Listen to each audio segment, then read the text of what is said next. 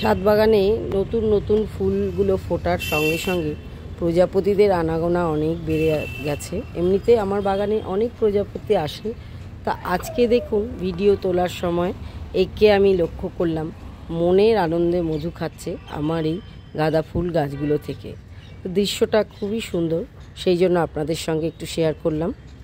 Hello friends, welcome to Madhu's dream garden.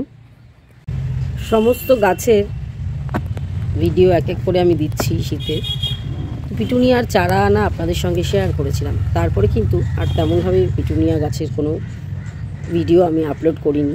তার কারণ হচ্ছে আমার চ্যানেলে অনেক পিটুনিয়া সম্বন্ধে ভিডিও দেওয়া আছে, আপনারা দেখলেই বুঝতেই পারবেন। তবুও ভাবলাম আমি আজকে একটা ভিডিওর মাধ্যমে আমার পিটুনিয়াগুলো কীরকম অবস্থায় আছে সেটা একটু আপনাদের সঙ্গে শেয়ার করি, কারণ বেশ কিছু গাছে কিন্তু ফ্লাওয়ারিং স্টার্ট হয়ে গেছে। তো সেই জন্য আজকের এই এপিসোডটা আমার এই হ্যাঙ্গিং পিটুনিয়াগুলো নিয়ে আপনাদের সঙ্গে একটু শেয়ার করছি। বন্ধুরা সঙ্গে থাকবেন আর দেখতে থাকবেন। আমার বাগানে সব থেকে যে বেশি শীতের ফুলের গাছটা আপনারা দেখতে পাবেন সেগুলো হচ্ছে পিটুনিয়া। পিটুনিয়া আমি ম্যাক্সিমামটাই হ্যাঙ্গিং বাস্কেটে করি, দু একটা আছে যেগুলো আমি পটেও বসাই, তার মধ্যে ডবল পিটুনিয়া আছে কয়েকটা, আর এই যে একটা সাদা দেখুন বড় বসিয়েছি, এইটা আমি অবশ্য ফুল সমিতি কিনে এনেছিলাম, আপনাদেরকে শেয়ারও করেছিলাম। তো এইটা কিন্তু দেখুন একটা 10 ইঞ্চি মাটির পটে দেওয়া আছে, ছড়ানো গামলা পট অলরেডি, কিন্তু এটা একদম বাস্কেটটাকে ঘিরে নিয়েছে। তো আনার পরে যেই ফুলগুলো ছিল আমি সমস্ত ভেঙে দিয়েছিলাম, যার ফলেই এতটা সুন্দর ছড়াতে পেরেছে গামলাটাকে এই গাছটা। হ্যাঙ্গিং পিটুনিয়ার সয়েল মিক্স নিয়ে আমার চ্যানেলে আছে ভিডিও, তবু আমি একবার মুখে আপনাদেরকে বলে দিচ্ছি। এইগুলো যেহেতু ঝুলন্ত অবস্থায় থাকে, আমি সব সময় হ্যাঙ্গিং পিটুনিয়ার মাটিগুলো একটুখানি হালকা করার চেষ্টা করি, যার জন্য আমি এখানে 40% কোকোপিট দিই, 20% দিই গার্ডেন সয়েল, আর যে 40% থাকে তার মধ্যে 20% পাতা সার আর 20% ভার্মিকম্পোস্ট। আপনারা যদি পাতা সার জোগাড় করতে না পারেন, আপনারা 40% ভার্মিকম্পোস্ট দিতে পারেন, বা আর একটু কমও দিতে পারেন, 30 to 35% দিয়ে সামান্য একটু নিমখোল এর মধ্যে অ্যাড করে দিতে পারেন। 5% যদি ভার্মিকম্পোস্টটা আপনারা কম দেন, তাহলে সেক্ষেত্রে কোকোপিটের পরিমাণটা আরও 5% বাড়াতে পারেন। তো আমি যেভাবে সয়েল করি সেটাই আপনাদের সঙ্গে শেয়ার করলাম। এখানে যে হ্যাঙ্গিং বাস্কেটগুলো আমার দেখতে পাচ্ছেন আপনারা, 3টে লটে আমি বসিয়েছি, যেগুলোতে দেখুন অলরেডি ফ্লাওয়ারিং স্টেজে এসে গেছে।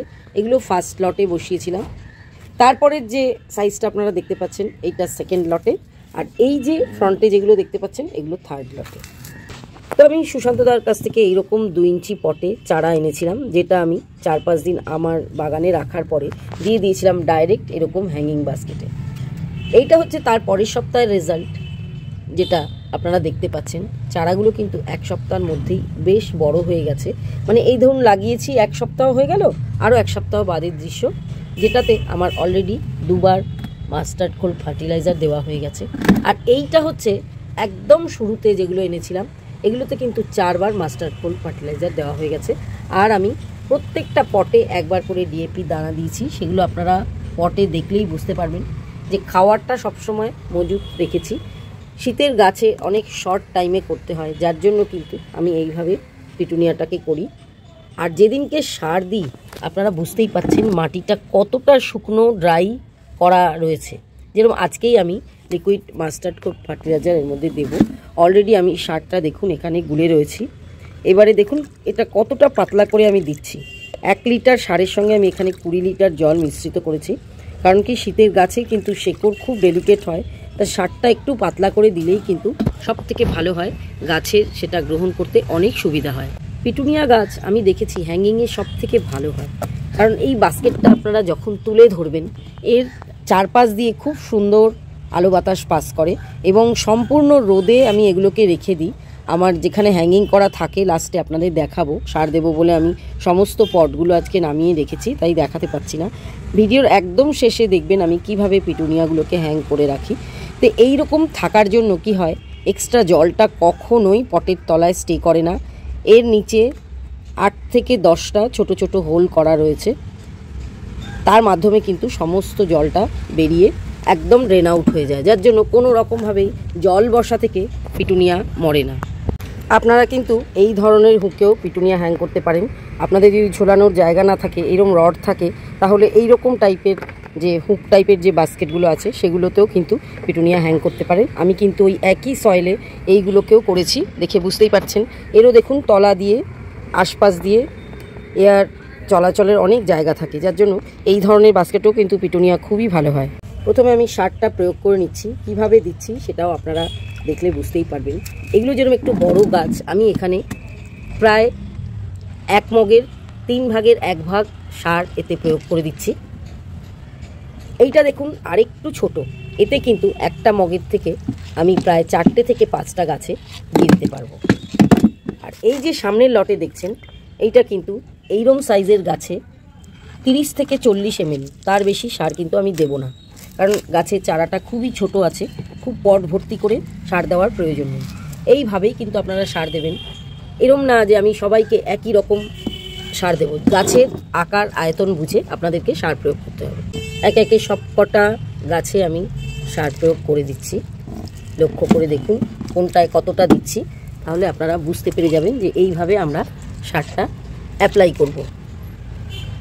হ্যাঙ্গিংয়ে দেওয়া অসুবিধে হয় বলে যখনই আমি সারটা প্রয়োগ করি সেই সময় সেই দিনকে পটগুলো সমস্ত নামিয়ে আনি, তারপরে যখন এটা সারাদিনের রোদে একদম পুরো শুকিয়ে হয়ে যায় তখন আবার আমি জায়গায় টাঙিয়ে দিই।